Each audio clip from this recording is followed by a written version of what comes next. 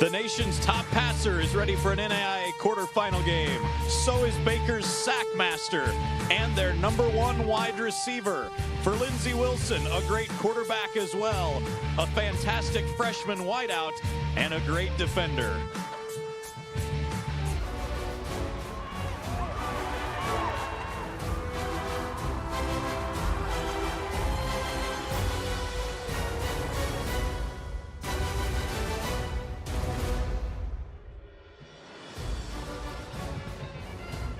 From Baldwin City, Kansas, it's an NAIA Football Championship Series quarterfinal game between the undefeated #2 ranked Baker Wildcats and the #8 ranked Lindsey Wilson College Blue Raiders. Welcome inside Liston Stadium. I'm Stephen Davis. What should be a fun football game today, especially if you like offense. Both these teams in the top 10 in the country in total yardage and in scoring offense. Now, they both feature great defenses as well, but as we bring on former NAIA All-American and NFL wide receiver Mark Boerichter, it might not matter with the pace these two offenses want to go at. The offenses will get their points on the board one way or another. 3rd and 2. Time for Britell going for the end zone. Touchdown, Baker. Roaming wide open, Ladae Boose. 3rd and 2, why not go to the end zone? Boose on the post route, all alone. Baker's #2 in the country in turnover margin. Both these teams excellent at turning over the opposition. Baker particularly, though, with the interceptions, 27 of them this year. They've got the nation's leading interceptor in their strong safety, Darian Winston, who has 9. That's what have been one of the formulas for success this year for Baker, has been picking the football off. That's a completion and a fumble, and Baker's got it inside the 5. Cedric Washington, the star freshman, had it and got separated from the football immediately. Nick Becker, the recovery. We can't design a hit any better there than Avery Parker. Helmet on football. 1st and goal from the 2. Brown into the end zone. Touchdown, Baker. We haven't played 3 minutes, and it's 13-0. Brown's a junior. Britell's a junior. Brown dodging the first man. Touchdown, Baker. Cornell Brown's 2nd of the day. There is a flag down. I think it's on the defense. Defense, #3. The touchdown stands, and Cornell Brown now has the single-season Baker rushing touchdown record. His 23rd on the ground this year, his 29th overall. You don't want to see a team go one-dimensional, and they certainly haven't. How about a little trickeration? And a pass for Lovell, who's got it inside the 40 and inside the 30. Javen Jones, his 2nd pass completion of the year, this one for 50 yards. He's one of 6 Blue Raiders to complete a pass this season. He's a running back who's now 2 for 2 throwing it for 97 yards. Well, I love the play call. You get a stop on defense and then to go ahead and take a shot and do it in a little razzle-dazzle type of mentality. Well, Sublette powering ahead to the 25. Well, momentum's wearing white right now. Go back and take a look at it. Running what they have done, kind of that speed pitch, but throwing the halfback pass. And when yet another skill player gets involved for Lindsey Wilson. Yet another one, and Lavelle did a nice job of getting up the field as well and getting behind the coverage there. By my unofficial count, 13 different skill players have touched the ball today for the Blue Raiders. And the quarterback Beasley, who, oh, by the way, is only a junior. Looking for Cooks on the corner. Touchdown, Lindsey Wilson. A beautiful throw from Dylan Beasley. Up top to Cooks. And you had mentioned, Mark, 2-score game with 2-point conversions. Chris Oliver right on it says we're going for 2 here. Oh, that's the mentality. You're going to chase the 2 points here because it's a two-possession ball game, but even if you don't get it, you're going to have to score a third time anyway, so you got to go for it. But nice job of taking advantage of Cooks just on a simple fade route toward the corner. Cooks beats the coverage. Nice ball by Beasley, and Lindsey Wilson is back in business here. Chris Oliver right on the call with the two-point play. Knew what he wanted. Beasley rolling, throwing for Lovell. He's got it. Two-pointer. It's an 8-point game.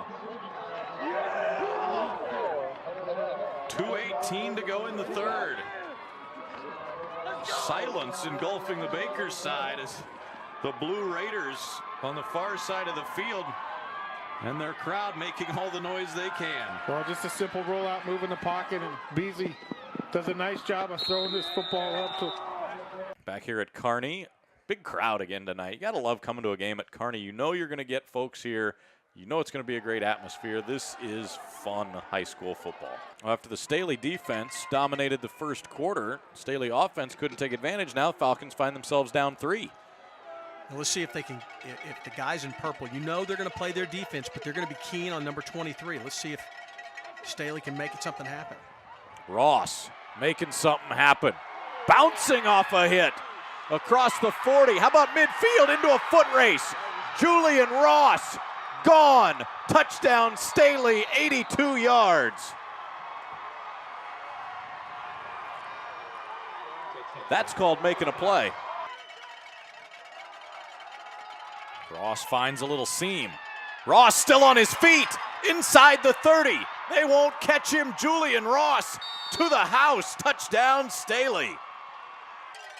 Ross to the quarterback's right. Here he comes, right up the middle, powering into the end zone. Touchdown Falcons. Julian Ross, 3 scores in this game. Staley's up by 10. 269 yards tonight for Ross with his 3rd touchdown. Rupp bangs in the extra point. 21-10, Staley up 11. Julian Ross writing a story tonight. Led the Falcons to this big lead. You mentioned not a playoff game here tonight. Feels a little bit like it, though, with the intensity at times and the big crowd. But these two have met in the playoffs before. When Staley opened, they were Class 4. Kearney, for a couple years, was up in Class 5. 2009, Kearney won the state title. Staley beat them in the regular season. That was Kearney's only loss. They avenged it in the playoffs. A couple years later, both in Class 5, Kearney knocked Staley out of the playoffs after having beaten them in the regular season. So they only get one shot at each other this year, and these kids don't have a lot of history. They haven't played the last couple seasons, right. But these coaching staffs remember those battles from way back. Look at this formation. 2 fullbacks to the right of the quarterback. Ross, that direction. Did he get in? He did. Touchdown Staley, number 4 for Julian Ross tonight. Well, that was good old power football right there. 25th carry of the night for Ross. He's now at 278 yards. Extra point right through there for Landon Rupp. 28-10. Staley has taken this ball game and run away with it. We'll take a break. Falcons in control midway through the 4th in our KSMO Game of the Week, presented by Gary Crossley Ford. They need to get to the Liberty 43 here, and Baton trying to keep it. Shakes a couple tackles, keeps going, has the first down. Still dragging Blue Jays inside the 30 to the 25. How about 28 yards for Taylor Baton? It took a 4th defender to get him to the ground. Morrison Smith entered as the league's 5th leading rusher.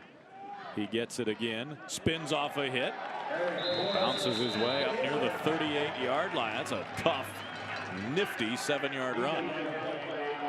Tough and nifty, and his skill set fits this offense perfectly in his size at 5'9", 205. 8 carries, 56 yards for Morrison Smith. Scored his 6th touchdown of the season earlier today. Option the other way. That ball gets kicked loose near midfield. Who's got it? Vikings say they do, and they do. On pile just to make sure. It looks like Josh Kirk's the man laying on that football for the guys in white.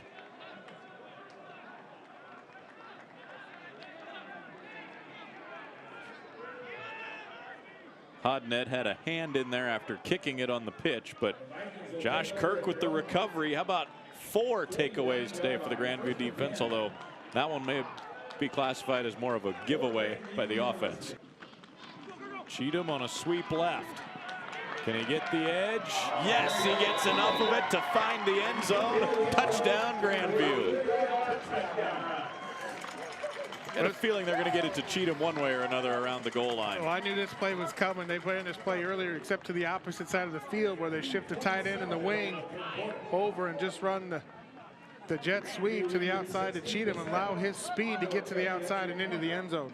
Why does this play work? Is it the blocking or is it Cheatham's speed? It's a little bit of both. You're allowing, you're outnumbering the defense by shifting your tight end and wing over to the left-hand side. And then when you've got a guy as dynamic as Cheatham with his speed at this level, you just get him the football and let him get outside. 3rd and 1 for Grandview, Mark, at the Bobcat 40. Trying to keep this drive going. Why not just keep it in the quarterback's hands? Knock, first down, plenty more. Inside the 20, running over defenders to the 15-yard line. Big hole to get the first down, makes one guy miss and turns it into a big run of 25 yards.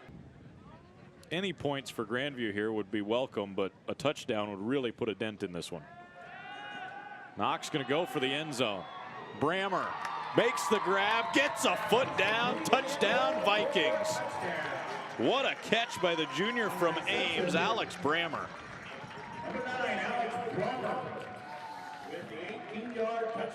To get his team going, down 17. Gives to the fullback. And Van Greason to the 39, first down Bobcats. One of the things if you're Peru State, and you never want to see a guy like Carnahan get hurt and and injured in a situation, but with the style of football they play offensively, there are a lot of interchangeable parts. We mentioned earlier how, they've been banged up a lot over the last couple of weeks with some of their key playmakers there, but with this style, it's not as big a deal quarterback-wise because you can have some more interchangeable parts in there with how you're doing everything. Wide receiver pass. Coughlin floats it up, and he's picked off by Robert Lewis. Look out, the speedy Lewis gets a big block. Down the sidelines and knocked out around the 25. There will be multiple flags for a late hit. Everything going Grandview's way right now. Well, Lewis didn't get fooled at all. He was step for step with the receiver even when they handed it off in the backfield. This weekend in Big 12 baseball, the Kansas Jayhawks welcome in the Oklahoma Sooners for a critical conference series to start the stretch run of the season. Rain messed with the schedule last night, so today we'll play 2. It's the Jayhawks and Sooners in a doubleheader next.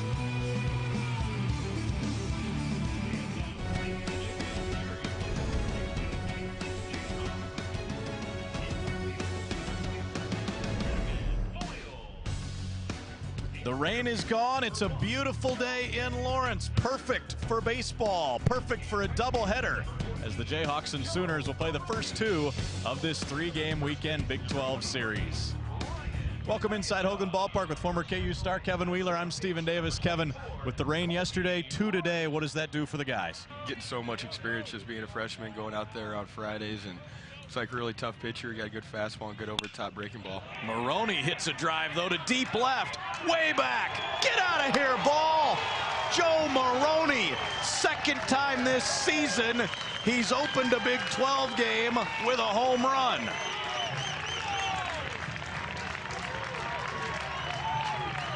Third of the year and the career for the 5th-year senior. And just like that, we're tied.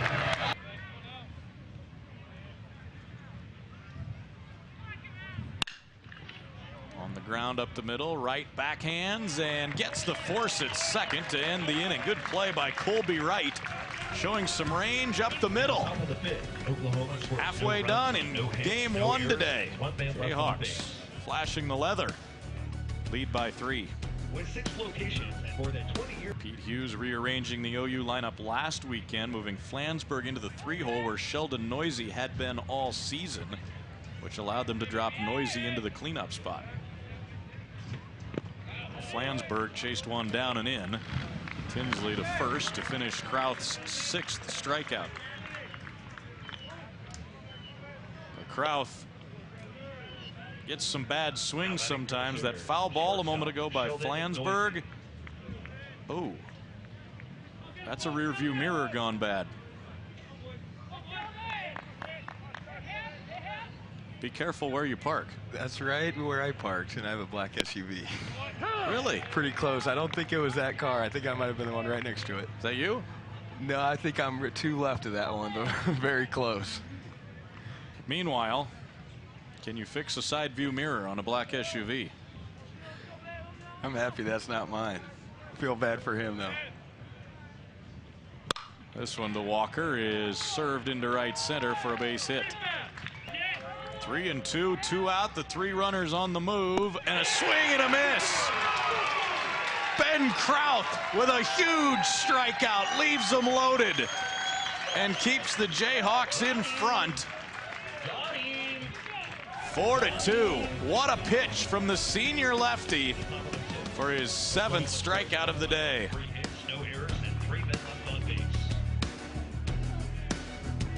That ball takes him. If it takes him towards second base, they'll try to turn a double play up the middle. If it takes them more towards the bag, they'll go that way. If it goes more towards home, they got options wherever they want to go. Hafner drives one to center. Back goes Hollis. Off the wall.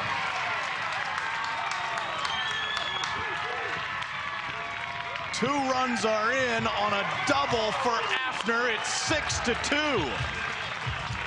Kearns is going to stay in, and Ryan Padiachuk is going to be intentionally walked, which leads to one of the most odd statistics for the Jayhawk offense this season. This will be the 7th intentional walk issued to a Jayhawk hitter this year. That's a pretty normal amount. KU has great hitters at the top of the lineup. Michael Tinsley, Colby Wright, guys you think might be intentionally walked. Tinsley has been intentionally walked once this season. Colby Wright has been intentionally walked once.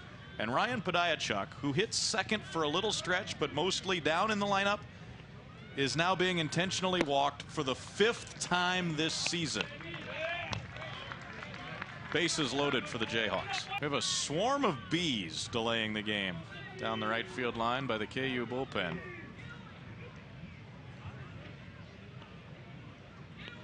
I don't know about you, Kevin, but in college a swarm of bees was a good thing for me, at least in terms of grades. McLaughlin rips that foul. Yeah, I didn't have a whole lot of experience with those. I was very happy with one bee, but with those real bees, I'm allergic to them. I'm going to stay away from those things. Stay up here. Yeah. We'll leave the bees down there. Hopefully they leave the guys in the bullpen alone. Rarely seen in Lawrence, Kansas. The 1-2 ripped fair down the left field line. That will score a run. 2-0 Jayhawks as Martin follows Hafner with a double. He drives one to deep right instead. Duga back. Get out of here, ball. Michael Tinsley makes it 5-0 Jayhawks.